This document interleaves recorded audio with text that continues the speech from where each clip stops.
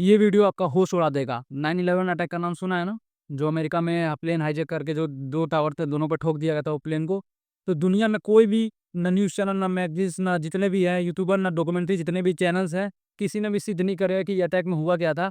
सबने वही बताया जो अमेरिका ने बताई थी, जो अमेरिका के न्यूज़ ने बताए थे। तो मैं वो क्लियर कर दूँ कि दुनिया में एक ही आदमी था जिसने सिद्ध कर दिया कि ये अटैक अमेरिका ने खुद किया, ये षड्यंत्र अमेरिका का ही था, ना कि किसी और का। तो आप लोग बोलेंगे कि ये अमेरिका अपने देश में क्यों हमला करवाएगा? सही बात है। इस वीडियो का आप ध्यान देख लेना। और इस आदमी का नाम है राजीव दीक्षित जी। उसने अटैक होने के 4 दिन बाद ये सिद्ध कर दिया कि ये अटैक अमेरिका ने कराया था और वह सच है। अब पूरी वीडियो देखना, पूरी डिटेल्स में है। कमेंट में गालियाँ देने से बढ़िया और प्रूफ माँगने से बढ़िया इस वीडियो को ध्यान से देखना। और ये जो दोगले हैं ना, जो अपने ही देश के, जो अपने ही लोग गाली देते हैं, और ध्यान से देखना इस वीडियो को। देखिए, मैं आता हूं अब की घटना। अभी 3-4 दिन पहले फिर घटना हुई है। 2 टावर ध्वस्त हो गए 110 मंजिल के। अब कहा जाता है कि अतिरेकियों ने उसको तोड़ दिया। हालांकि सबूत उसके बारे में अभी तक कुछ नहीं मिला कि किसने तोड़ा, किसने बम मारा। लेकिन मैं मेरे मन की बात आपसे कहना चाहता हूं। हो सकता है कि वो थोड़े दिवस के बाद आपको सच साबित हो जाए। मुझे मन में ऐसा लगता है, मेरा इंस्टिंक्ट ये कहता है कि ये टावर अमेरिका ने खुद तोड़वाए।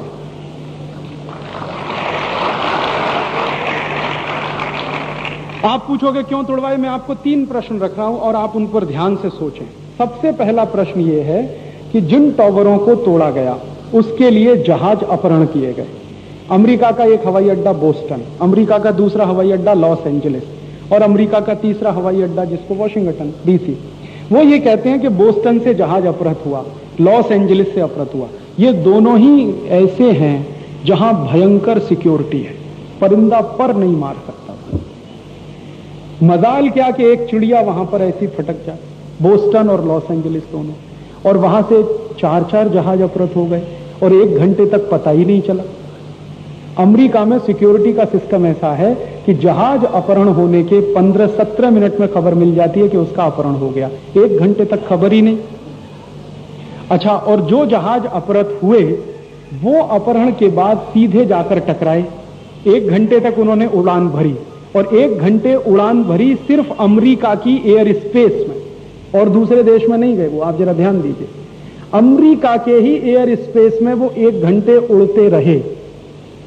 तो नीचे ये रडार पर बैठने वाले लोगों को क्या सांप सूंघा हुआ था उस समय?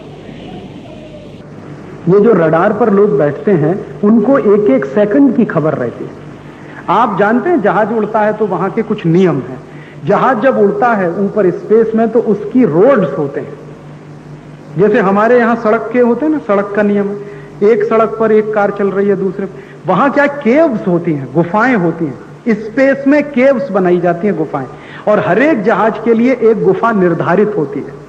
वो उसी गुफा में जाएगा, उसके ऊपर नहीं जा सकता, नीचे नहीं जा सकता। और फिर उसको अगर अपना पाथ चेंज करना है तो नीचे पहले टावर पर, कंट्रोल टावर पर वो मैसेज देगा कि मुझे मेरा पाथ चेंज करना है। तो नीचे से ऑर्डर मिलेगा कि करो, तब वो एक गुफा छोड़कर दूसरे में जाता है, दूसरे से तीसरे में जाता है, तीसरे से चौथे में, या ऊपर से नीचे आता है। ये सब नीचे कंट्रोल टावर से रहता। आप जरा ध्यान देना। और अमेरिका के लोग कहते हैं कि हमारा सिस्टम दुनिया में हाईली एफिशिएंट है, कंट्रोलिंग सिस्टम उनका बहुत एफिशिएंट है, इसमें कोई दो राय नहीं है। तो उनके कंट्रोल टावर में बैठे हुए हर आदमी को मालूम है कि जहाज उड़ा है और उड़कर गया है। और वो जाकर फिर देखिए आप कि एक जहाज जो टकराया, जिसका दृश्य आपने बार बार देखा है, मैंने तो एक ही बार देखा, उसने 270 पे टर्न किया है। ऐसे एक तरफ जा रहा है और 270 टर्न किया है। इतना टर्न जो है कोई बहुत ही मशहूर या बहुत एक्सपर्ट पायलट ही ले सकता है। आतंकवादी तो सवाल ही नहीं उठता, कर ले उसे, कोई अतिरेकी उसको टर्न करा ले, प्रश्न ही नहीं उठता। वो टर्न जो है बहुत व्यवस्थित लिया गया है, और बहुत व्यवस्थित टर्न के बाद वो जा रहा था वॉशिंगटन डीसी, व्हाइट हाउस की तरफ। 270 टर्न लेके वो घुस गया पेंटागन में। और मैं आपको पेंटागन की बात बताऊं, पेंटागन है डिफेंस मिनिस्ट्री, वहां पर बम्स और गन्स लगे रहते हैं हमेशा। वहां पे 4 गन्स हैं चारों तरफ दिशाओं, 4 उनके मेजर वो हैं एंट्री पॉइंट, चारों तरफ गन्स हैं, और वो गन्स ऑटोमेटिक हैं।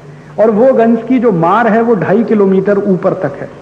वो गन्स क्या होता है जैसे ही कोई जहाज पेंटागन के आसपास आया वो अपने आप चालू हो जाती है और मार देती है वहीं आकाश में। तो वो गन्स क्या कर रही थी भाई? और एक नहीं, चारों एक साथ फेल हो गई। मान सकते हैं एक फेल हो गई, दो फेल हो गई, तीन फेल हो गई, चारों फेल हो गई। चारों गन्स अगर फेल हो गई तो फिर अंदर के जो अधिकारी बैठे थे उन्होंने ठीक क्यों नहीं किया उनको? क्योंकि ये तो सिक्योरिटी का मामला है। और सबसे मजे की बात जो हैरान करती है मुझको और आप सबको, शायद आप सोचें कि भाई अगर ये अटैक हो रहा था तो टीवी वाले कैसे पहुंच गए? कहां से पहुंचे टीवी? आप ध्यान दो, पहले जहाज की रिकॉर्डिंग बराबर है और दूसरे की तो खैर है ही। तो इसका अर्थ यह है कि पहला जहाज अटैक करने जा रहा है तो टीवी वालों को मालूम था, वो कैमरा लेके तैयार बैठे थे। और दूसरा जहाज उसके 10 मिनट के बाद आया, तब तो खैर मालूम ही होगा उनको। दोनों ही रिकॉर्डिंग बिल्कुल साफ साफ हैं। अगर पहले जहाज के टकराने की रिकॉर्डिंग नहीं होती तो मैं मान लेता कि ये कुछ घोटाला है, गड़बड़। लेकिन पहले जहाज की बराबर रिकॉर्डिंग है।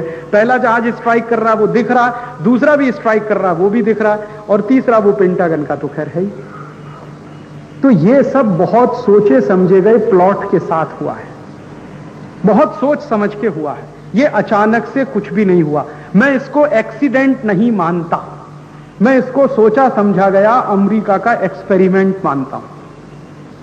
अच्छा आप देखो एक और मजे की बात, जैसे ही अटैक हो गया आप जरा ढूंढो उस समय जॉर्ज बुश कहां था? वॉशिंगटन डीसी में था ही नहीं, फ्लोरिडा में था। फ्लोरिडा बहुत दूर है वहां से। क्यों था फ्लोरिडा में? क्या काम था उसको? तो कहते छुट्टी मनाने गया था। तो अभी महीने भर पहले छुट्टी मना के लौटा था। क्या हर महीने छुट्टी पे जाता? जॉर्ज बुश महीने भर पहले 21 दिवस की छुट्टी मना के लौटा, फिर महीने चला गया क्या? तो काम नहीं करता इसका माने वो हर महीने छुट्टी लेता रहता। तो कहा गया कि वो छुट्टी मनाने फ्लोरिडा गया हुआ था। अच्छा फ्लोरिडा नहीं गया हुआ था, मेरा ऐसा अनुमान है जो चूक गया वो ये कि जॉर्ज बुश की प्लानिंग या अमेरिका की प्लानिंग ये थी कि व्हाइट हाउस को अटैक कराना, इसलिए उसने व्हाइट हाउस खाली कर दिया था पहले ही। जॉर्ज बुश तो छुट्टी पे गया मान लिया, लेकिन जॉर्ज बुश के सब कर्मचारी भी नहीं थे, व्हाइट हाउस खाली था, क्योंकि तैयारी थी अटैक कराने की। और व्हाइट हाउस को अटैक कराने का अर्थ क्या है? अमेरिका देखिए और यूरोप, मैं आपको इनकी एक विशेषता बताता हूं। ये लोग ऐसे हैं जो दुनिया में कोई भी काम करते हैं तो पहले लेजिटिमेसी सिद्ध करते हैं कि ये बिल्कुल लेजिटिमेट है, हम जो कर रहे हैं वो बिल्कुल सही कर रहे हैं।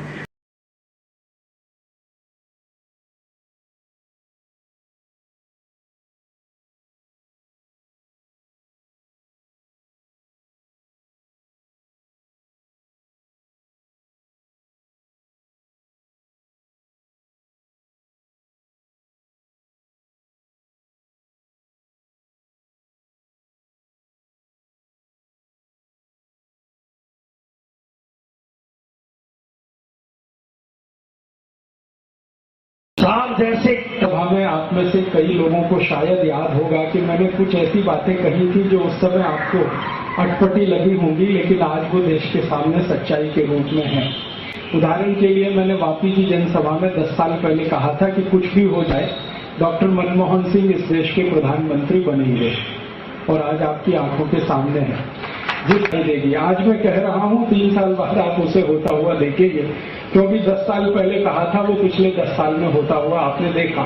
इसी अमेरिका में 11 सितंबर 2001 को एक और धमाका हुआ था जिसमें अमेरिका के 2 टावर टूटे थे। ये जो दोनों टावर टूटे आप सबने देखा, मैंने भी देखा। जिस दिन ये टावर टूटे थे मैं उस दिन मीडिया के साथ बात करता था, तो अखबार वालों ने मुझसे पूछा था कि राजीव भाई आपका क्या मानना है, ये अमेरिका में 2 टावर टूट गए। घटना सवेरे की है, 8:30 से 8:45 के बीच की है, और शाम को 3 साढ़े 3 बजे अखबार वाले सब आ गए और कहने लगे आपकी प्रतिक्रिया चाहिए। तो मैंने उस समय यही कहा था कि मुझे ऐसा लगता है कि ये टावर टूटे नहीं हैं, तोड़े गए हैं। टूटना एक अलग बात है, तोड़ना बिल्कुल अलग बात है। तो उनका किसने तोड़े हैं? ओसामा बिन लादेन ने। तो मैंने कहा ओसामा बिन लादेन की इतनी औकात नहीं है कि वो 2 टावर तोड़ पाए। अगर उसकी इतनी औकात होती तो वो अमेरिका से छुपते हुए कहीं गुफाओं में, कंदराओं में नहीं रह रहा होता, वो सारी दुनिया के सामने ताल ठोक के खड़ा होता।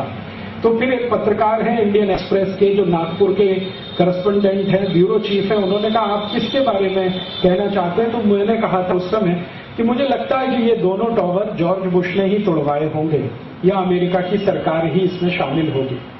तो अखबार वाले परेशान हो गए, क्या बात कर रहे हैं आप? मैंने कहा मैं बात कर रहा हूं तो गंभीरता से कर रहा हूं, भले धीमे कह रहा हूं लेकिन गंभीरता से और दृढ़ता से। कहने लगे कोई प्रूफ, कोई डॉक्यूमेंट?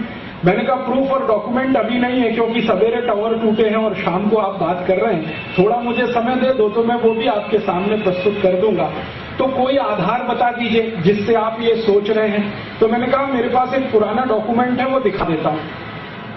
वो 1941 का एक डॉक्यूमेंट है, और 1941 में आप जानते हैं विश्व युद्ध चल रहा था, सेकेंड वर्ल्ड वॉर चल रहा है, जो 1939 से शुरू हुआ और 41 में अमेरिका के पर्ल हार्बर नाम के एक पानी के जहाज के अड्डे पर, हार्बर माने पानी के जहाज का अड्डा, तो अमेरिका के पर्ल नाम के पानी के जहाज के अड्डे पर जापान ने बम गिराए थे, सारी दुनिया जानती है। लेकिन वो बम 1950 में जाकर पता चला कि 2 अमेरिकी पायलटों ने गिराए थे, जापान का नाम लगाया था। वो बम अमेरिका ने ही गिराए थे, अमेरिका के ऊपर, और जापान का नाम लगा दिया। क्यों लगा दिया? क्योंकि 41 के युद्ध में जिस समय की ये घटना है उस समय जापान हावी था, क्योंकि आप जानते हैं जर्मनी और जापान दोनों एक दूसरे के साथ में थे, और ब्रिटेन और दूसरे देश रशिया वगैरह ये एक तरफ थे, एक मित्र देश थे, दूसरे शत्रु देश थे। तो जापान और जर्मनी ऐसा लग रहा था कि ये जीत जाएंगे, और जापान जर्मनी इतनी ताकत से मदद कर रहा था कि डर ये पैदा हो गया था कि हिटलर शायद दुनिया का राजा बन जाएगा। तो हिटलर को दुनिया का राजा बनने से रोकना है और जापान को तोड़ना है, इसके लिए अमेरिका ने जापान पर एटम बम गिराने की योजना बनाई थी। लेकिन वो एटम बम जापान पर गिराए जाएं तो उसके लिए कोई तो आधार होना चाहिए दुनिया को बताने के लिए कि हम जापान पर बम क्यों गिरा रहे हैं। तो अमेरिका ने ये खबर फैलाई कि जापान ने पर्ल हार्बर पर अटैक किया है, लिहाजा हम जापान पर अटैक करेंगे, और इस आधार पर जापान पर 2 एटम बम गिरा दिए, जिसमें 9 लाख जापानी तो एक ही दिन में मर गए थे और करीब करीब 90 लाख से ज्यादा पिछले 50 सालों में मरे हैं। तो ये जो दुर्घटना हो गई 1945 में 6 अगस्त और 9 अगस्त को, 1950 में अमेरिका का राष्ट्रपति था आइजनहावर, उसने जापान के प्रधानमंत्री को एक चिट्ठी लिखी, वो भी चिट्ठी की कॉपी मेरे पास है, जिसमें वो ये कह रहा है कि वी आर वेरी सॉरी, हमें बहुत दुख है कि हमने आपके देश के ऊपर 2 एटम बम गिराए। वास्तव में आपने पर्ल हार्बर पर अटैक नहीं किया था, वो अटैक की योजना CIA के द्वारा बनाई गई और क्रियान्वित की गई थी, लेकिन हम मजबूर थे, आपको जर्मनी से दूर करना चाहते थे, इसलिए आपको तोड़ना हमारे लिए आवश्यक हो गया था। तो हमने बहाना बनाया था कि पर्ल हार्बर पर अटैक जापान ने किया है, इसलिए अमेरिका जापान पर अटैक करेगा। वास्तव में आपने पर्ल हार्बर पर अटैक नहीं किया था। दुनिया को हमने जो फोटोग्राफ जारी किए थे हवाई जहाज से बम गिराते हुए, वो फोटोग्राफ में जापान के 2 नागरिकों को पायलट की सीट पर बांधकर बिठाया हुआ था, साथ में अमेरिकन बैठे हुए थे, और दुनिया को चिट्ठी और फोटो दिखाए गए कि देखो ये जापानी है जो बम गिरा रहे हैं। वास्तव में वो अमेरिकन ने गिराए थे। इसमें आपके देश का बहुत नुकसान हुआ है, हम आपके नुकसान की भरपाई कर चुके हैं, हम आपको मदद दे चुके हैं, आगे भी देते रहेंगे। लेकिन अब हमें ऐसा लगता है कि आपसे हम माफी मांग लें, क्षमा मांग लें। आगे के संबंध अमेरिका और जापान के अच्छे बनाने के लिए मैं एक योजना प्रस्तुत करता हूं, और वो योजना ये है कि अगले 100 साल तक अमेरिका जापान की सुरक्षा करेगा, और जापान के लिए आर्मी की कभी भी जरूरत पड़ेगी तो अमेरिका अपनी आर्मी देगा। आप कृपया हमें उसके लिए माफ करें। तो कब गिरेगा और ऐसे गिरेगा तो कब गिरेगा? अगर प्लेन की स्पीड वायु में ध्वनि की स्पीड से ज्यादा है, आवाज की जो गति है ना हवा में, साउंड स्पीड, अगर प्लेन की स्पीड साउंड की स्पीड से ज्यादा है तो टॉवर उसी दिशा में गिरेगा जिधर से प्लेन आया, ऐसे करके गिरेगा अगर प्लेन इधर से आया। और अगर प्लेन की स्पीड हवा में साउंड की स्पीड से कम है तो प्लेन अपोजिट डायरेक्शन में उस टॉवर को गिरा देगा। तो टॉवर हर हालत में या तो ऐसे गिरेगा या तो ऐसे गिरेगा, कोई भी टॉवर ऐसे नहीं गिर सकता। आपको याद है दोनों टॉवर ऐसे करके गिरे थे, ऊपर से नीचे ढड़ ढड़ ढड़ ढड़, और सेकंड्स में मैंने टाइम कैलकुलेट किया, क्योंकि वो वीडियो मैंने मंगा रखा, वो मैं आपको भी दिखाऊंगा। CNN की जो लाइब्रेरी है उससे मैंने वीडियो मंगाया टॉवर के गिरने का। एग्जैक्ट नॉर्थ टॉवर 8.4 सेकंड में गिर गया। 8.4 सेकंड में पूरा डर डर डर डर गिरता चला, जैसे रेत का महल। 8.4 सेकंड में 110 मंजिल का टॉवर कब गिर सकता है? जब उस टॉवर को अंदर से ब्लास्ट किया जाए किसी बम के द्वारा, और वो बम एक ना हो, टॉवर के हर मंजिल पर बम लगाया गया हो और सारे बम एक साथ ब्लास्ट करें, तो 8.4 सेकंड में 110 मंजिल का टॉवर गिरेगा। एक मंजिल की सामान्य ऊंचाई आप मान लें 10 फीट। 10 फीट का माने 3 मीटर, तो 3 मीटर की एक ऊंचाई है एक मंजिल की, तो 110 मंजिल की, और 110 मंजिल में 3 का गुणा करें, 330 मीटर ऊंचाई का कोई भी टॉवर गिराना हो तो कितने फोर्स का बम चाहिए और कितना उसमें RDX लगेगा, वो सब कैलकुलेशन मैंने लगाया, तो पता चला कि कम से कम 440 बम होने चाहिए, तब जाकर वो 8.4 सेकंड में गिरेगा। और वो 440 बम हर फ्लोर पर 4 बम होने चाहिए, और उनका कनेक्शन किसी मदर बम के साथ होना चाहिए। मदर बम ब्लास्ट होते ही 440 बम एक साथ ब्लास्ट होने चाहिए, तो 8.4 सेकंड एग्जैक्ट टाइम निकलता है, पूरा टॉवर जमीन पे आ जाएगा। तो ये जो पेन और टेलर थे, इन्होंने कहा कि हम आपके कैलकुलेशन को क्रॉस वेरीफाई करें। मैंने कहा यस करो। तो उन्होंने कहा फिजिक्स के किसी प्रोफेसर को मदद लें। मैंने कहा लो, फिजिक्स के जिन फॉर्मुलेशन के आधार पर मैंने ये कैलकुलेशन किया है वो मैंने भेज दिए। वो बेचारे दोनों पत्रकार 3.5 साल लगे रहे। 3.5 साल के बाद उनको 100 से ज्यादा फिजिक्स प्रोफेसर्स ने कहा कि these are the best and correct calculation, कि 8.4 सेकंड में 330 मीटर की टॉवर को गिराना पड़े तो इतना RDX चाहिए, इतना ग्लूटोन चाहिए, जो RDX के साथ मिक्स करने वाला केमिकल है वो चाहिए, और 440 बम अगर होंगे तो ये हो जाएगा। तो मैंने कहा अभी मिस्टर पेन और टेलर आप इस एंगल से देखेंगे इस पूरे एपिसोड को, तो उनका लगता तो ऐसा ही है लेकिन सबूत नहीं है। मैंने कहा सबूत भी मिल जाएगा, कोशिश करिए कोशिश करिए। बेचारे दोनों कोशिश करते रहे। कोशिश करते करते उनके हाथ में कुछ 50 से ज्यादा सबूत आए, उन्होंने मेरे पास भेजे, वो मैं आपको दिखाने के लिए लाया। वो सबूत आप देखेंगे तो आपको तुरंत समझ में आ जाएगा कि प्लेन के क्रैश में टॉवर नहीं टूटा, प्लेन का टक्कर ही नहीं हुआ टॉवर में। तो आप बोलेंगे हमने तो देखा, प्लेन आया और उसमें घुस गया, हमने तो देखा। वो सिनेमा की ट्रिक फोटोग्राफी है जिसमें आपने प्लेन को घुसते हुए देखा। रियलिटी में क्या हुआ है वो अभी आप यहां देखेंगे। प्लेन आया टॉवर के नजदीक और ऐसे डाइव लगा के निकल गया।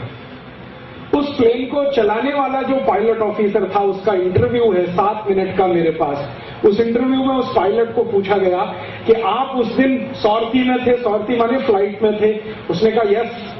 आप कौन है? तो उन्होंने कहा अमेरिकन एयरफोर्स का पायलट ऑफिसर हूं। आपका काम क्या है? तो उसने कहा फाइटर प्लेन उड़ाने का मेरा काम है। तो 11 सितंबर 2001 को आप कहां थे? तो उन्होंने कहा न्यूयॉर्क सिटी पर उड़ रहा था। तो क्या कर रहे थे? तो प्लेन उड़ा रहा था। क्यों उड़ा रहे थे? तो वो कहता है कि उस दिन हमारा ड्रिल था। ड्रिल समझते? युद्ध का अभ्यास, युद्ध नहीं है, युद्ध का अभ्यास। उन्होंने कहा हमारा ड्रिल था। कितने घंटे का? 3 घंटे का ड्रिल था। टाइम क्या था? सुबह 6 बजे से 9 बजे तक। तो सुबह 6 से 9 बजे आप जब ड्रिल कर रहे थे तो आपके साथ और कितने प्लेन थे? तो उसने कहा कि 182 प्लेन थे। पूरे अमेरिका में ड्रिल पर थे हम। मेरा प्लेन न्यूयॉर्क शहर के ऊपर था। तो आपको क्या कहा गया? तो उन्होंने कहा मुझे अचानक से एक आदेश आया 8:35 के आसपास कि अपने प्लेन को ट्विन टॉवर्स की तरफ मोड़ो। दूसरा आदेश आया कि टॉवर के नजदीक ले जाके डाइव लगा के निकालो, टॉवर हिट नहीं होनी चाहिए। तो वो पायलट ऑफिसर कहता है कि मैंने आदेश का पालन किया। तो वो कहता है कि मैं प्लेन लेके गया, टॉवर के नजदीक में ऐसे करके डाइव करके निकाल ले गया, बस इतना मैंने किया। तो फिर ये टॉवर कैसे गिरी? तो उसने कहा टॉवर मैंने पहले ही गिरते हुए देखी जब मैं प्लेन लेके जा रहा था। तो कैसे देखी आपने? तो वो कहता है कि मुझे कुछ आग का गोला दिखाई दिया अंदाजा वो बोलता है कि शायद 94th या 95th फ्लोर पर मैंने देखा एक बम ब्लास्ट हुआ है, उसके बाद वो टॉवर ने गिरना शुरू किया। आज ये पायलट ऑफिसर जॉर्ज बुश के लिए खतरा बन गया तो अमेरिका छोड़कर अभी फ्रांस में रह रहा है। उसने राजनीतिक शरण ली हुई क्योंकि अमेरिकन सरकार उसको मरवा देती। फिर उस पायलट ऑफिसर के बाद एक दूसरा ऑफिसर जो अमेरिकन एक डिपार्टमेंट होता है, फायर डिपार्टमेंट, जैसे हमारे यहां होते हैं ना दमकल विभाग, ऐसे ही अमेरिका में भी फायर डिपार्टमेंट। उनके सबसे बड़े ऑफिसर को पूछा गया कि आपको आदेश मिला कब कि टावर के पास जाना है और आपका काम करना है। तो उनका हमको आदेश मिला 8:45 बजे, तब तक टावर गिर चुकी थी। लेकिन जब आप टावर के पास गए और आपने आग बुझाने के लिए अपना पानी का फव्वारा शुरू किया, उस समय आग जल रही थी? उन्होंने कहा आग नहीं जल रही थी। तो आपने पानी फेंका? हाँ फेंका। कहां फेंका? जमीन पर फेंका। क्यों? टावर गिर चुकी थी, जमीन पर ही पानी फेंकते। तो आपने जो कचरा उठाया? हाँ उठाया। उस कचरे में आपको प्लेन का मटेरियल मिला? तो उनका कोई मटेरियल नहीं मिला। अब ये हैरान करने वाली बात। आप जानते हैं हवाई जहाज की टक्कर हो और किसी टावर में हवाई जहाज जाके टकराए तो प्लेन में आप जानते हैं ईंधन होता है, इतना ज्वलंत होता है कि तुरंत प्लेन जलता है और टावर भी जलती है और घंटों घंटों जलते हैं। जलने के बाद वो मटेरियल अगर मेल्ट करेगा तो कचरे में मिलना चाहिए कि नहीं?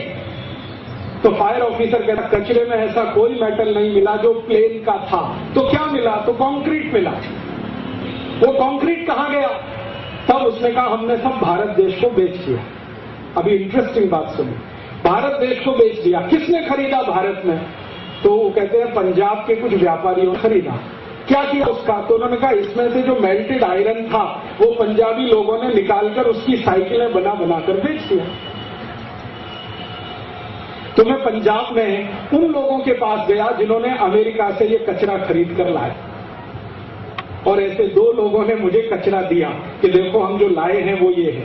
मैं वो कचरा लेके आईआईटी की लेबोरेटरी में गया, दिल्ली और मद्रास दोनों जगह, और लेबोरेटरी में जो बहुत एक्सपर्ट लोग हैं उनको मैंने कहा इस कचरे को टेस्ट करना है, इसमें कहा गया है कि प्लेन हिट किया है तो कोई मेटल मिलेगा।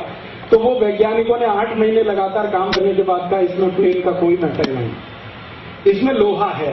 वो लोहा है जो टावर में लगाया गया था, कंक्रीट है, सीमेंट है, ईंट है जो टावर में बनाने में इस्तेमाल की गई थी। इसमें प्लेन का कुछ भी नहीं है। अब आपको एक इंटरेस्टिंग बात बता दूं कि ये दुर्घटना हुए करीब 6 साल से ज्यादा बीत गए। अमेरिका की सरकार आज तक ब्लैक बॉक्स को बता नहीं रही है कि वो है कहां। आप जानते हैं प्लेन में एक ब्लैक बॉक्स था, डाटा रिकॉर्डर में उसको इस्तेमाल। प्लेन कितनी भी बुरी तरह से कहीं भी क्रैश करे, हिट करे, लेकिन ब्लैक बॉक्स उसका खत्म नहीं होता। फ्लाइट डाटा रिकॉर्डर नाम का एक दूसरा इंस्ट्रूमेंट होता है एफडीआर। एफडीआर और ब्लैक बॉक्स को अमेरिकन सरकार बता नहीं रही है वो गया कहां अगर प्लेन ने हिट किया तो वो है नहीं ब्लैक बॉक्स और एफडीआर भी नहीं है। क्यों? प्लेन ने हिट ही नहीं किया, ये तो सब बम ब्लास्ट से गिराया गया था। अब एक सबसे आखिरी इंटरेस्टिंग बात, आपको मालूम है ट्विन टावर्स नॉर्थ और साउथ में से कोई अगर अमेरिका गए होंगे तो इमीडिएट आपके ध्यान में आएगा ये एक गली जैसे जाती है। एक गली के एक कॉर्नर पर नॉर्थ टावर है, दूसरे कॉर्नर पर साउथ टावर है, बीच में से गली है और वो गली एक जगह जाके डेड एंड है।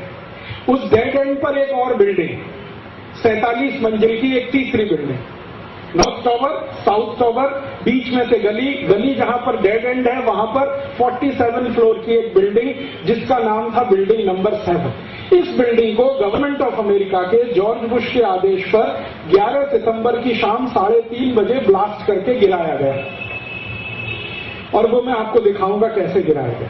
ब्लास्ट करके उस 47 फ्लोर की बिल्डिंग को गिराया, बिल्डिंग नंबर 7। उसका मालिक है, उसके मालिक का इंटरव्यू लिया हमने, मैंने नहीं लिया, पेन और टेलर ने लिया, इंटरव्यू लेके मुझे भेजा। उसको पूछा गया कि तुम्हारी बिल्डिंग गवर्नमेंट ऑफ अमेरिका ने गिराई? हाँ गिराई। तुमको कोई दुख नहीं है? उसने कहा दुख किस बात का? बिल्डिंग का जितना पैसा था वो सरकार ने मुझे दे दिया। तो कितना दिया? तो उसने कहा $7 बिलियन मुझे मिला। तो बिल्डिंग कितने की थी? तो उसने कहा $2 अरब की थी। $7 अरब मिल गया। तो $5 अरब तुमको अमेरिका की सरकार ने ज्यादा कैसे दे दिया? तो वो कहता है टू कीप मम, चुप रहने के लिए $5 अरब ज्यादा मिला। तो क्या चुप रहने के लिए मिला? तो बताना नहीं कि ये बिल्डिंग क्यों गिराई गई, तो अब तुम क्यों बता रहे हो? तब वो बहुत बुरी गाली देता, वो गाली मैंने उसमें से निकाल दी है जानबूझ के, क्योंकि जॉर्ज बुश के लिए वो अवमानना या मेरे खिलाफ अवमानना के रूप में इस्तेमाल, वो बहुत खराब गाली देता है और कहता है जॉर्ज बुश ये है, वो गाली के साथ कहता है जॉर्ज बुश ये है और मैं इसको अभी नंगा करना चाह रहा हूं।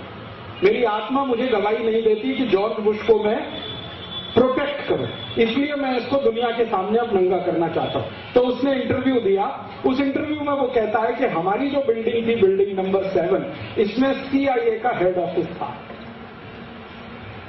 और ये CIA का हेड ऑफिस 50 साल से चल रहा था और अमेरिका ने जितनी भी दुनिया में कुकर्म किए हैं पिछले 50 साल में, उन सबके दस्तावेज इसी बिल्डिंग में रखे हुए थे। और 11 सितंबर की ये जो दुर्घटना हो गई, इसके बाद अमेरिका के ऊपर दुनिया भर का दबाव होगा पिछले 50 साल की घटनाओं के बारे में जवाब देने के लिए, तो गवर्नमेंट ऑफ अमेरिका ने उस बिल्डिंग को ही गिरा दिया, दस्तावेज ही नष्ट करा दिए ताकि कोई कुछ पूछ न सके। तो फिर उसको पूछा गया कि अब क्या हुआ, ये जो CIA का ऑफिस है अब कहां गया? तो उसने कहा वो दूसरी बिल्डिंग में शिफ्ट हो गया। तो अब तुम क्या करोगे? तो उसने कहा कि मेरी बिल्डिंग $2 अरब की थी, मुझे $7 अरब मिल गया, फिर से मैं बिल्डिंग खड़ी कर लूंगा, पैसा मेरे पास है।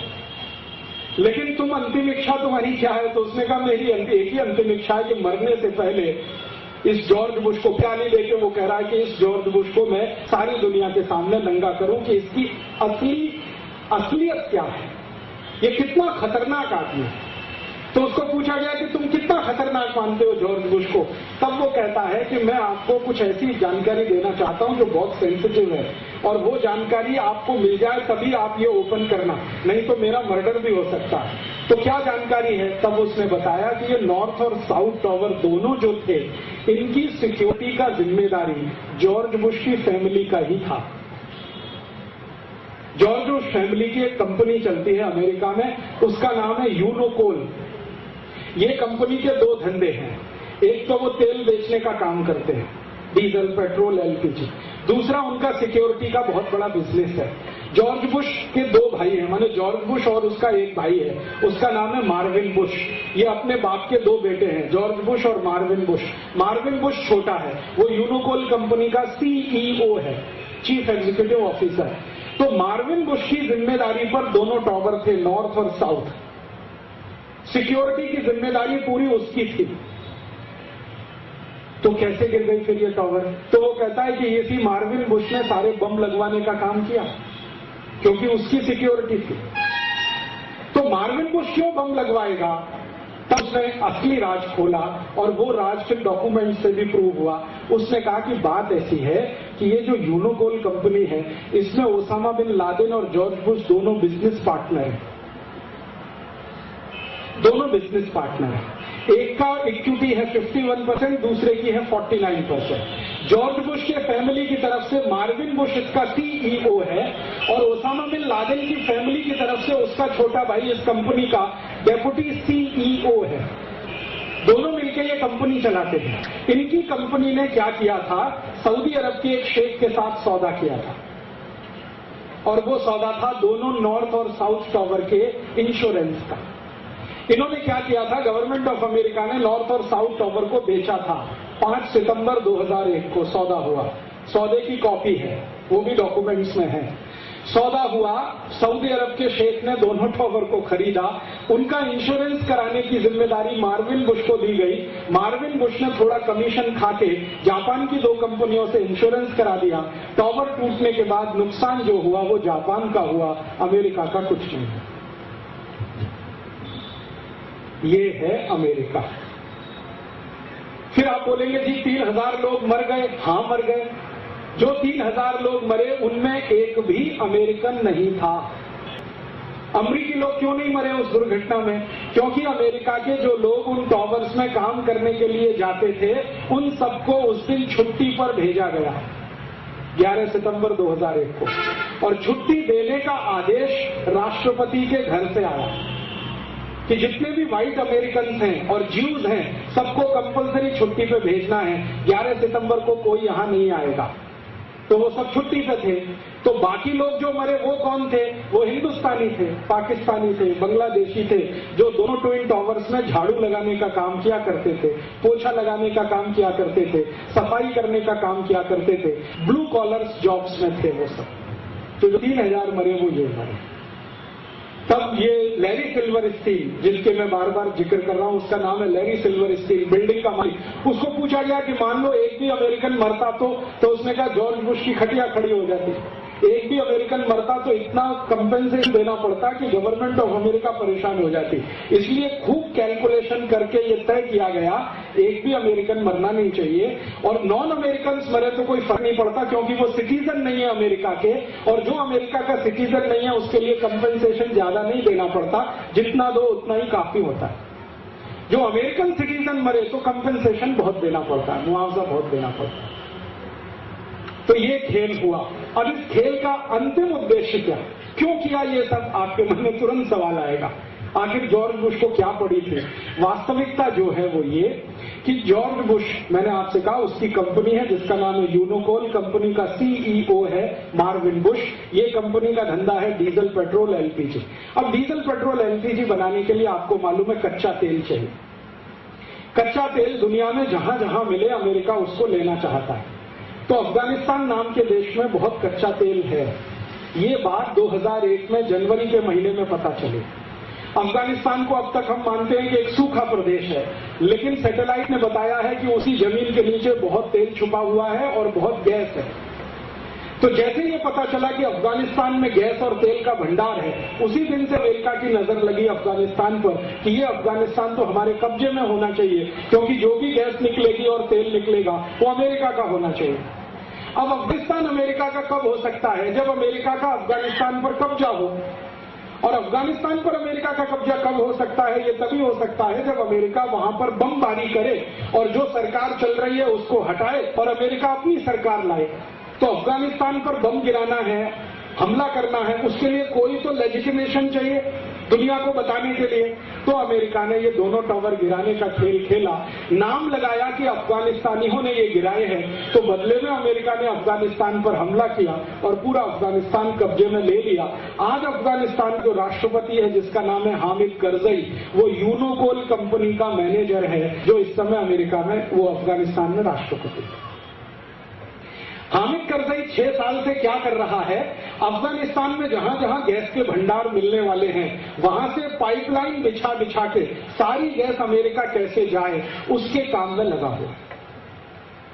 और जिस दिन ये काम पूरा हो जाएगा हामिद करजई या तो मारा जाएगा या वापस उसको अमेरिका बुला लिया जाएगा।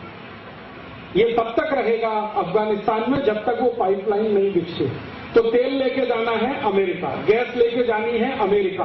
अब समस्या क्या आ रही है कि ये तेल और गैस के जो पाइप जाने वाले हैं अमेरिका, इसके बीच में एक देश पड़ रहा है जिसका नाम है ईरान। तो अमेरिका ईरान से कह रहा है कि जाने दो हमारे पाइप। ईरान का राष्ट्रपति कह रहा है कि इसके लिए पैसा दो मुझे, मैं क्यों जाने दूं, मेरे देश की जमीन है। तो झगड़ा ये है अमेरिका और ईरान का।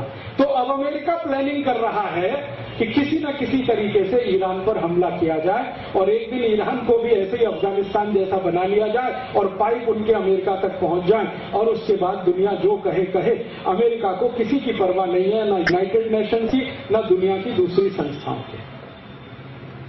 ये है खेल। अब इस खेल में एक विलेन आ गया था, उसको हटाना जरूरी हो गया था, जिसका नाम था सद्दाम हुसैन। सद्दाम हुसैन को कुछ भनक लगी कि गड़बड़ कुछ होने जा रही है, तो उसने कुछ तेल बेचने वाले देशों का एक सम्मेलन बुलाया था। आज से 6 साल पहले की बात है। सम्मेलन बुलाया और उसने कहा कि ये अमेरिका बहुत खतरनाक है, बदमाश है, ऐसा है वैसा है, मेरे साथ धोखा कर चुका है, दूसरों के साथ भी करेगा, इसलिए इस देश को थोड़ा काबू में रखना चाहिए। तो इसके लिए मैं एक आइडिया देता हूं। सद्दाम हुसैन ने एक आइडिया फ्लोट किया दुनिया के देशों में कि हम जो तेल बेच रहे हैं दुनिया के बाजार में, इसका भाव डॉलर में तय नहीं करेगा। के लोगों के सामने बोलकर जा रहा हूं, अगले 3 साल में आपको अमेरिका ऐसे ही टूटते दिखाई देगा जैसे सोवियत संघ टूटा। मेरे शब्दों को आप लिख लेना, चाहे किसी पेपर पे लिख लेना या डायरी में लिख लेना। 2011 के बाद आपको अमेरिका ऐसा नहीं दिखेगा जो आज है। ये बुरी तरह से गिरेगा, टूटेगा, इसका डॉलर जाएगा, ये जमीन पर और रसातल में आएगा। ये जो मैं आज आपको दिखा रहा हूं, ये सारी दुनिया में थोड़े दिन में तहलका होने वाला है, क्योंकि दुनिया का मीडिया अब इस पर लग गया।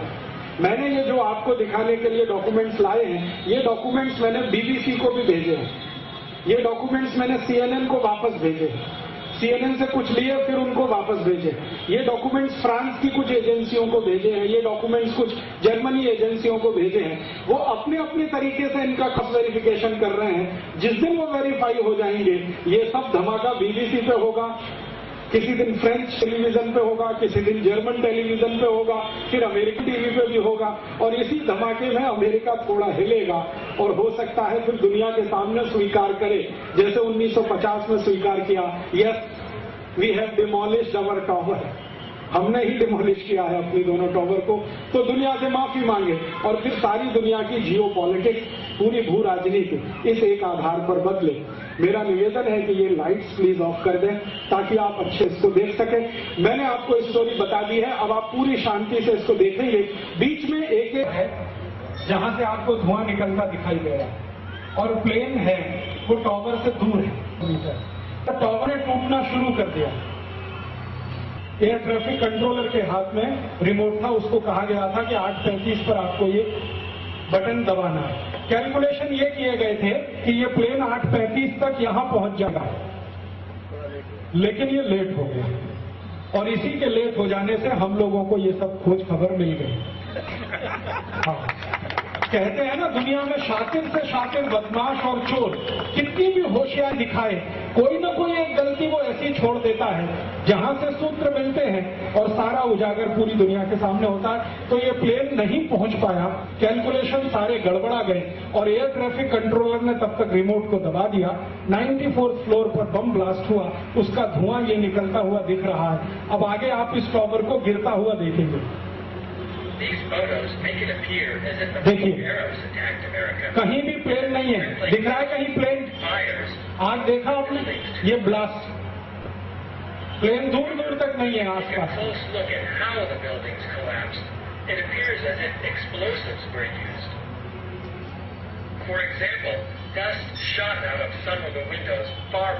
देखिए टावर गिरना। This dust is caused by extremely high pressure, but it comes out of only a few windows.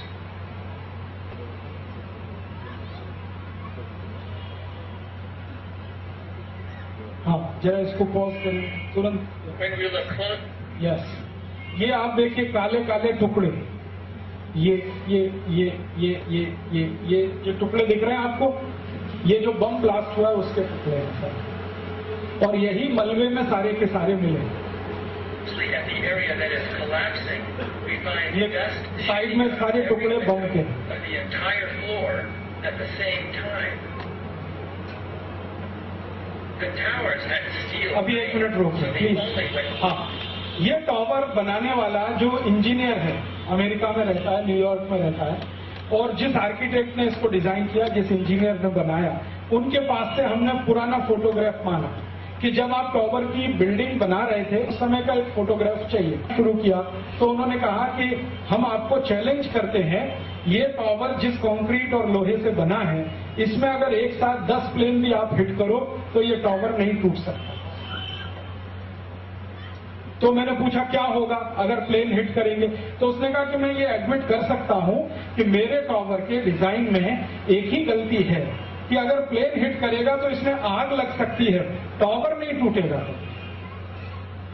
तो जिस इंजीनियर ने ये काम किया और जिस आर्किटेक्ट ने इसको बनाया, हमने पूछा आप ऐसा कोई एविडेंस दे सकते हो हमें? तो उसने कहा कि यस, मेरा ही डिजाइन किया हुआ एक टावर है स्पेन में, मैड्रिड में, और उसको एक बार प्लेन हिट किया था।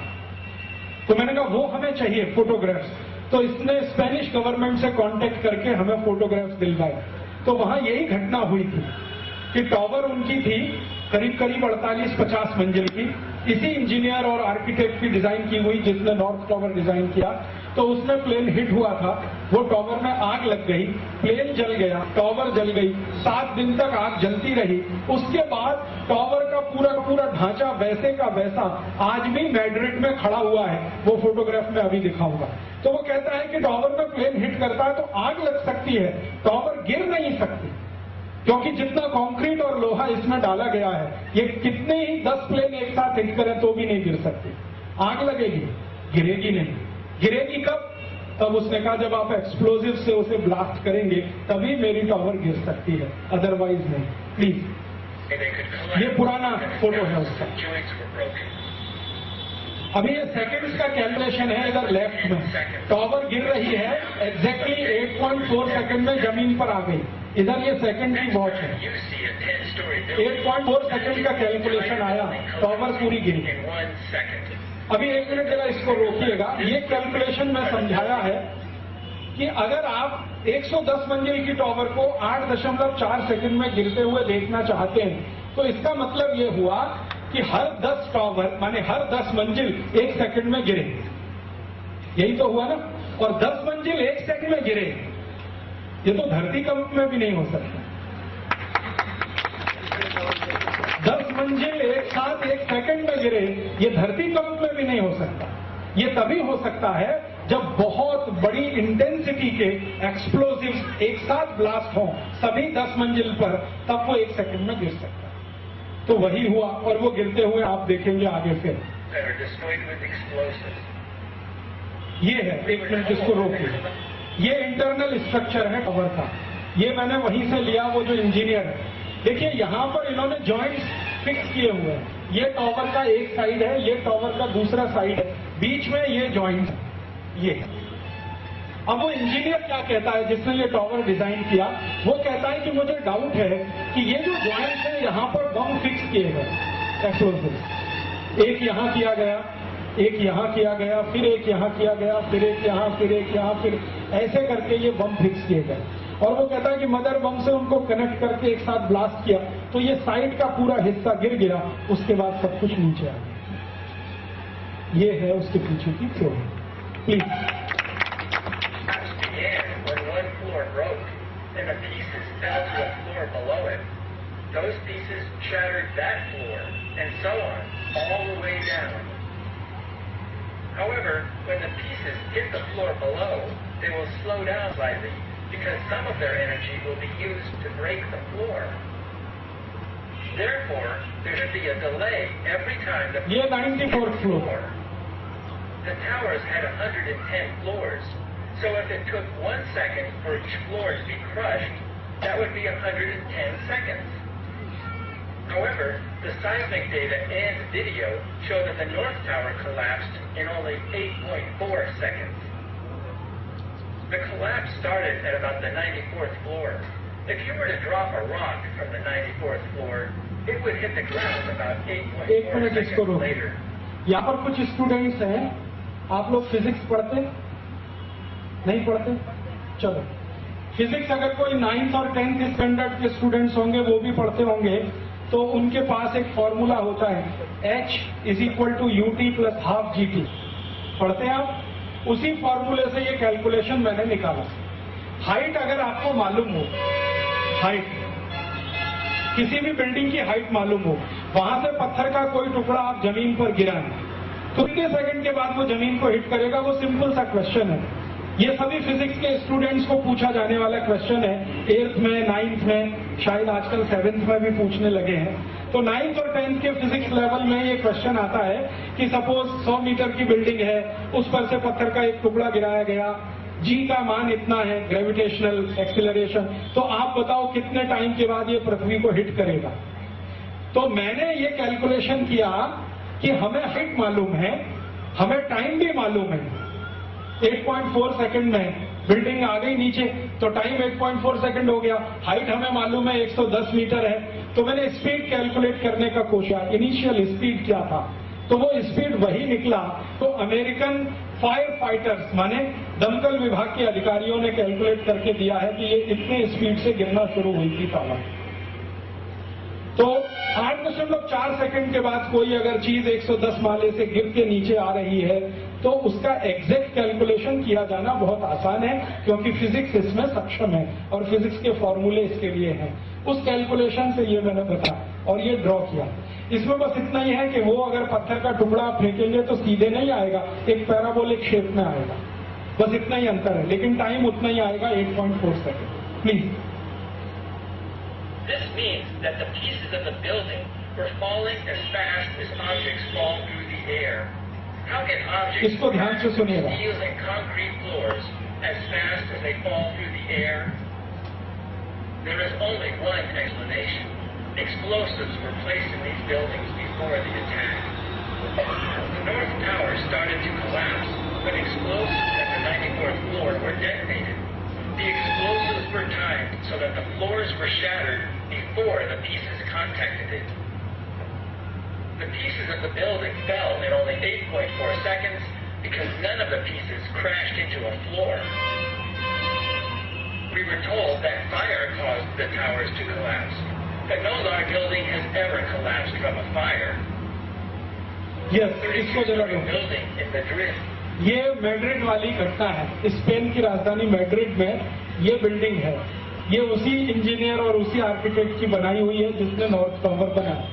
इसको जब पूछा गया तब इसने बताया कि इस बिल्डिंग में प्लेन हिट हुआ था 18 फरवरी 2005 को प्लेन हिट हुआ था।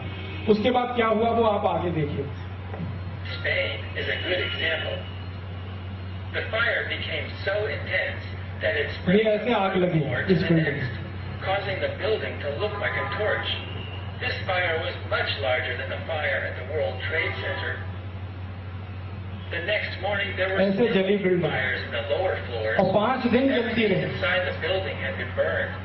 Some sections of the building broke, and a few portions at the top of the building collapsed. However, the building remained standing. and इसको it रोकिए continued to support. हाँ, सब जल गई। 5 दिन हो गया, बिल्डिंग में आग लग के शांत हो गई। अब वो ऐसे खड़ी हुई है प्लेन हिट होने के बाद। तो ये डॉक्यूमेंट जब मिला तो मुझे बहुत तकलीफ हो गई कि अमेरिका इतना भी झूठ बोल सकता है। तो अभी मैं आपसे कहने आया कि अमेरिका पिछले 100 साल से दुनिया के सामने ऐसे ही झूठ बोल रहा है। Crane at the top. By comparison, the fire in the South Tower was so देखिए साउथ टावर पे यहाँ बम ब्लास्ट हुआ है। to the ये other side of the please tower. रोकिए जरा इसको। ये साउथ टावर में यहाँ बम ब्लास्ट हुआ है और यहाँ से दूर दूर तक प्लेन नहीं है कहीं। आगे आगे। We know that a few firemen made it up to the fire zone of the South Tower because they used their handheld radios to send reports about the fire. They said there were only a few areas with fire. Obviously, the fire was too small to kill firemen, but we are supposed to believe that it was large enough to cause the buildings to collapse after burning for only 56 minutes. इसको जरा रोकिए। एक दूसरा calculation हम लोगों ने किया कि suppose Madrid, Spain was much more intense, and it burned all night, ये but it रिपीट did हो not गया। cause ठीक the है। building to collapse. Scientists created this temperature map of the rubble 5 days after the collapse. Obviously, the rubble would be cooler after 5 days. Also, firemen sprayed water on the rubble during those 5 days. However, one location in the rubble of Building 7 was above the melting point of aluminum, and so was one location in the rubble of the South Tower. How can a building fall down इसको and जरा 5 रोकिए। days later the peak? ये कुछ temperature लिखे हुए हैं जैसे 1341 degree centigrade, फिर उसके है 1377 डिग्री सेंटीग्रेड। ये टेम्परेचर है उस मेटल को डिसॉल्व होने के लिए या मेल्ट होने के लिए जिससे प्लेन बनाया जाता है। आप जानते हैं प्लेन खास तरह के मेटल से बनता है। उस मेटल को अगर हम पूरी तरह से मेल्ट करें, पानी की तरह से पिघलाएं, तो कम से कम टेम्परेचर 1341 डिग्री सेंटीग्रेड होना ही चाहिए। The presidents of two different countries aluminium melt होने के लिए 1218 डिग्री फॉरेनहाइट चाहिए, लेकिन प्लेन एल्यूमिनियम का नहीं होता, एलॉय होता है। एल्यूमिनियम उसमें यूज होता है। These incredible temperatures are more evidence that explosives were used. हाँ, अभी ये बहुत इंटरेस्टिंग है। इसको जरा रोकिए, 1 मिनट रोकिए। ये मैं आपसे कह रहा हूँ, ये एक बिल्डिंग है। ये बिल्डिंग नंबर 7 है, CIA का हेड ऑफिस न्यूयॉर्क में। आप इसका पीछे से देख रहे हैं, अभी सामने से भी देखें। इस बिल्डिंग को शाम को 3:30 से 4 बजे के बीच में गिराया गया, उसी दिन 11 सितंबर, और बम लगाकर इसको ब्लास्ट किया और फायर डिपार्टमेंट ने इसको गिराया। जॉर्ज बुश के ऑर्डर पर गिराया। उस ऑर्डर की कॉपी इसमें आगे आप पढ़ेंगे, डॉक्यूमेंट्स में है। तो इस बिल्डिंग को गिराने वाले जो फायर फाइटर्स थे उनसे जब पूछा गया कि आपने बिल्डिंग को गिराया क्यों, तो कहते हैं हमारा राष्ट्रपति का ऑर्डर है। तो इसमें तो बहुत इंपॉर्टेंट ऑफिस था CIA का, तो भी गिरा दिया। तो उसने कहा हमारे यहाँ ऑर्डर तो ऑर्डर होता है, तो CIA हो या कोई भी हो, हमको ऑर्डर मिला, हमने गिराया कैसे। तब उसने एक्सप्लेन किया है कि इसके सभी फ्लोर में हमने एक्सप्लोजिव्स यूज किए और उनको मदर बम से कनेक्ट किया, मदर बम को हमने डिटोनेट किया, सारे एक्सप्लोजिव्स एक साथ डिटोनेट हुए और बिल्डिंग धड़ धड़ धड़ धड़ गिरता चला गया। आप देखेंगे कैसे गिरा। ये बिल्डिंग जैसे गिरा एग्जैक्ट वो नॉर्थ और साउथ टावर की तरह से ही गिरा। This was a 47-story building with a steel frame. Steel frame building है ये। It was not hit by an airplane. इसमें प्लेन हिट नहीं हुआ। देखिए कैसे गिरेगी। Late in the ये afternoon, देखिए। this building collapsed. The government investigated the collapse of this ये building. देखिए। However, after 7 months of investigating, their conclusion was they have no idea why the building collapsed. A few months later, the landlord of the building. ये है जो आदमी इसने पोल खोला, ये हमारा बहुत मददगार है, इसी का नाम है लैरी सिल्वरस्टीन, जो जॉर्ज बुश को बहुत गाली देता है। ये अगर मुंह नहीं खोलता तो हम में से किसी को ये हवा नहीं पता चलती कि आखिर हुआ क्या।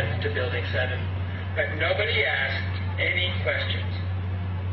The collapse of Building 7 is identical to the collapse of buildings that are brought down. अब देखिएगा सामने से कैसे गिरी है, Shatter the joints ये that hold the building together. ऐसे गिराई जाती है बिल्डिंग Down में and free falls. Bomb blast में। Dust is produced at the base of the building. There is a tremendous amount of evidence that the government created the September 11th attack. We could spend days discussing all of it. Mike is saying that the doors of the mall would close. The basic back, for example, cannot crash. आप ध्यान से पढ़िए और आप में से कोई भी फिजिक्स के स्टूडेंट हो या टीचर हो तो इसको आप जाकर और एनालाइज करिए। The fact that those towers collapsed in 10 seconds is proof that explosives destroyed the towers. Building 7 also collapsed in the manner of the explosives. This is why the government says they do not know why Building 7 collapsed. Anybody who looks at this evidence and continues to insist that fires caused the buildings to collapse is simply having a difficult time facing the possibility that a government could commit such a crime. Another reason it is difficult to believe the government created the September 11th attack is because none of the major ये news जरा रुको। agencies are talking. ये George Bush के 5 adviser हैं, इन्हीं का सारा खेल है ये जो प्लानिंग हुआ ये जॉर्ज बुश के 5 एडवाइजर हैं जो डिफेंस के लिए एडवाइस करते हैं जॉर्ज बुश को। Some reporters refuse to talk about explosives in the World Trade Center because they are afraid to expose the crimes of the American government. Another reason for the silence is that the television, magazines, and newspapers of America and Europe are controlled by a small number of people. These people prevent the reporters from talking about explosives in the World Trade Center. Instead of telling us about the explosives, they show lots of photos of Osama bin Laden. This creates anger towards Arabs, and it fools people into thinking that the Arabs are responsible for the attack. The news agencies are trying to manipulate emotions, not to provide serious information. Most reporters ignore us when we talk about explosives in the towers. Occasionally, a magazine program tries. America के market में सबसे ज्यादा बिकने वाली ये magazine है, इसका नाम है पॉपुलर मैकेनिक्स। अमेरिका में इंजीनियरिंग के जो भी लोग हैं इंजीनियरिंग फील्ड के वो सब इस मैगजीन के सब्सक्राइबर हैं। ये है पेन और टेलर। प्लीज रोकिए, ये दोनों महान लोग, इनको मैं बहुत महान मानता हूँ, अमेरिका से भाग गए हैं, फ्रांस में रहते हैं क्योंकि सरकार इनको मरवाने की तैयारी है। Instead, they use insults to make people laugh at us. Here is how they introduced Jimmy Walter. ये जिमी वॉल्टर है जो CNN टीवी चैनल है ना उसका इस समय CEO है CNN का। तो इससे टेलीफोन पे बहुत बार हमने बात किया, तो एक ये टेलीफोन पे इस समय बात कर रहा है। ये देखिए, ये जो आवाज है ये हमने रोका हुआ है, सुने नहीं आप, बहुत खराब गाली है। But it was ignored by the large magazines and television shows until Jimmy Walter began advertising it. This is a portion of one of his full-page newspaper ads. Here is how Penn and Teller describe my book. He wrote a book called ये है वो book जिसका ये cover page होगा, painful questions and analysis of the September 11th attack. because if you ever see anyone carrying it, push them down a flight of stairs. ये लिखने में बहुत मदद कर रहा है ये सब. Refers to us as liars. The angry and childish attacks on Jimmy Walter and me could be a sign that the criminals are frightened that we are exposing them.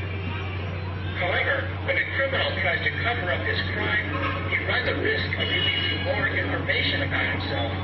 These television shows and magazines can help us understand who is behind the September 11th attack and how they get away with these crimes. The executives of the major television networks, magazines, and newspapers are involved in these crimes. They help cover up the crimes by ignoring important information and by insulting those of us who complain about the crimes. The news agencies that ignore or insult us are identifying themselves as being either incompetent news agencies or as members of the criminal network. In either case, we should not purchase their newspapers, magazines, or television programs. अभी ये जो है ना, थोड़ा मजाक करते हुए America की जो डेमोक्रेसी है, फ्रीडम ऑफ स्पीच की बात जो सारी दुनिया में वो करते हैं, उसको मजाक के साथ कार्टून के रूप में आप थोड़ी देर देखिए. फिर इसके बाद एक सीरियस डॉक्यूमेंट है, वो दिखाकर मैं ये बंद करूंगा और फिर आपसे थोड़ी और बात करूंगा.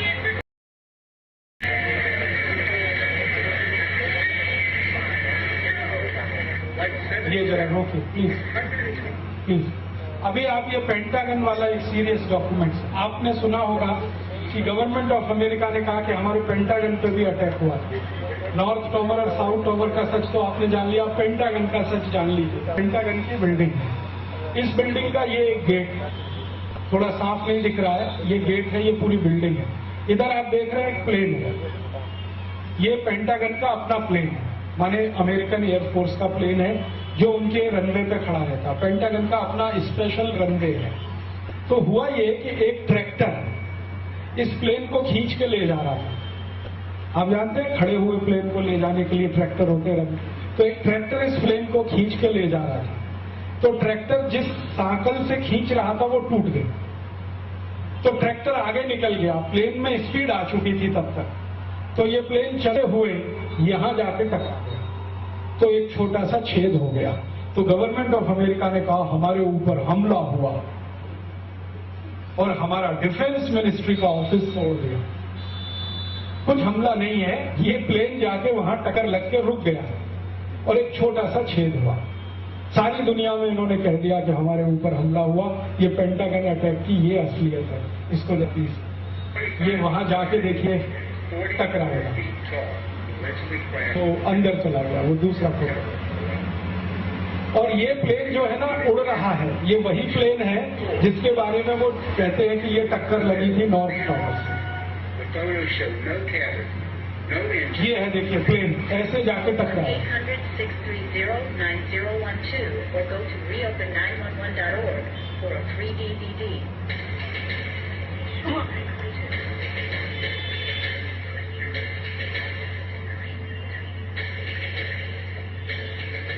न्यू पर्ल हार्बर, ये मैंने लिखा. ये देखिए डायरेक्ट टेलीकास्ट है, इसको ध्यान से सुनिए. There's no evidence of a plane having crashed anywhere near the Pentagon. The only site is the actual site of the building that's crashed in. And as I said, the only pieces left that you can see are small enough that you can pick up in your hand. There are no large tail sections, wing sections, a fuselage, nothing like that anywhere around, which would indicate that the entire plane crashed into the side of the Pentagon. कोई plane crash नहीं है. ये American CNN ने breaking news में कहा है कि यहाँ कोई प्लेन क्रैश नहीं है और यहाँ एक भी ऐसा एविडेंस नहीं है जिससे हम कह सकें कि प्लेन क्रैश हुआ है.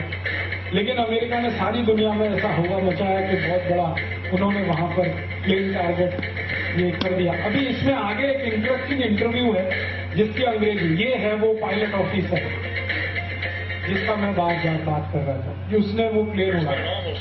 ये है वो चिट्ठी, जरा इसको रोकिए. अमेरिका ने जो कमीशन बनाया जिसने इंक्वायरी किया, उस कमीशन का ये चिट्ठी है जो उन्होंने लिखा जॉर्ज बुश को, और इसमें उन्होंने ये पहली बार कहा कि 3000 लोग जो मरे हैं उनमें से एक भी अमेरिकन नहीं है। ये 9/11 की रिपोर्ट है। टोटल रिपोर्ट में उन्होंने जितने नाम दिए हैं एक भी ओरिजिनल अमेरिकन नहीं। अब जरा देखिए अमेरिकन पार्लियामेंट का सीन है ये जरा पार्लियामेंट को देखिए, रोकिए जरा इसको प्लीज। ये आप देख रहे हैं, ये एक सांसद है, एक सेनेटर है, वो पार्लियामेंट में कुछ कहना चाहता है, लेकिन जॉर्ज बुश के जो सहयोगी है ना, जैसे हमारे यहाँ होता है वैसे वहां भी होता है। आप ऐसा मानते हैं कि इंडियन पार्लियामेंट में ही हंगामा होता है, अमेरिकन पार्लियामेंट में उससे ज्यादा होता है, आप इसको देख सकते हैं। तो ये एक अमेरिकन सेनेटर है, ये बहुत ईमानदार व्यक्ति है, ये रिपब्लिकन पार्टी का ही है, जॉर्ज बुश की पार्टी का है। ये कुछ सवाल उठा रहा है, और ये सवाल क्यों उठा रहा है? क्योंकि इसको हमने ये सारे डॉक्यूमेंट्स भेजे, तो ये खड़े होकर सवाल उठाने की कोशिश कर रहा है, तो इसको उठाकर बाहर फेंकवा दिया जॉर्ज बुश। ये असलियत है अमेरिकन डेमोक्रेसी। हमारे यहाँ होता है ना, कई बार नेता उल्टा सीधा बोलना शुरू करते हैं तो उठाकर फिकवा दिया जाता है, ये अमेरिकन।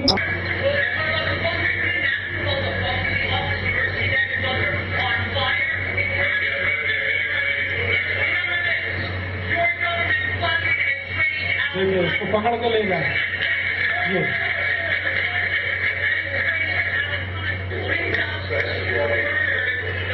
ये वो चिट्ठी है, आप शायद क्लियर नहीं पढ़ पाएंगे अभी, लेकिन मैं जब किताब में छापूंगा तो बहुत साफ पढ़ाई दे।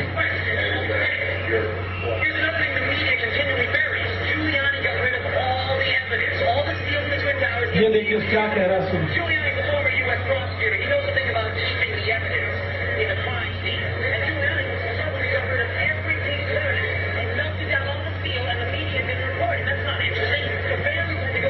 ये ब्लू कलर में जो आप देख रहे हैं ये वही स्टेटमेंट है जो मैं आपको पहले बताया।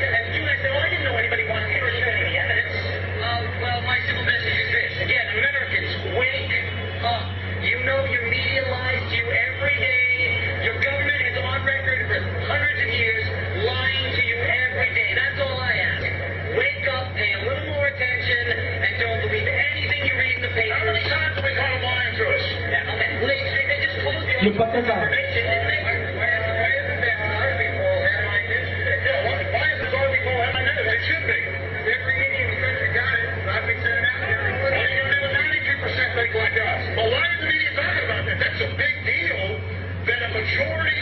ये जो डील की बात कर रहा था ना, किसी ने बताई कि बहुत बड़ा डील हुआ, दोनों टावर को बेचा गया, पैसे उसमें लेन देन हुए।